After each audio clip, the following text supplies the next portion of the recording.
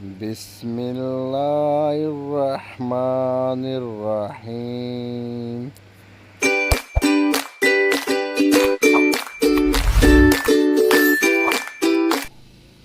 پیارے بچوں، آج میں آپ کو ایک کہانی سناؤں گی۔ اس کہانی کا نام ہے نیکی کا صلہ۔ تو چلو شروع کرتے ہیں۔ ایک دفعہ کی بات ہے، ایک بکری نے 2 بچے دیے جو کہ بہت پیارے تھے۔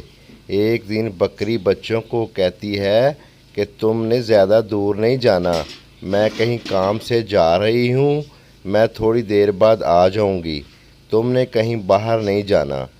بکری چلی گئی تو بکری کے جو بچے ہیں وہ بھی باہر نکل گئے۔ ادھر ایک شیر آ گیا جس نے اس دونوں بچوں کو کھا لیا۔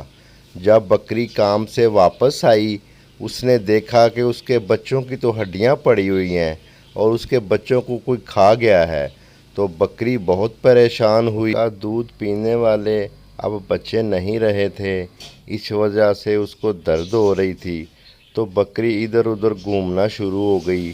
ایک جگہ پہ دیکھتی ہے شیرنی مری ہوئی پڑی ہے، تو اس کے بچے اس کے پاس کھڑے رو رہے ہیں، وہ بھوک کی وجہ سے رو رہے تھے، تو بکری نے ان کو اپنا دودھ پلانا شروع کر دیا۔ دور کہیں شیر دیکھ رہا تھا، تو اس نے بھی اللہ کا شکر ادا کیا کہ میرے بچوں کو دودھ مل گیا۔ وہ بکری کی رکھوالی کرنا شروع ہو گیا۔ تو ایسے دن گزرتے گئے تو شیرنی کے بچے بڑے ہو گئے، تو انہوں نے بکری کو اپنی ماں کہنا شروع کر دیا۔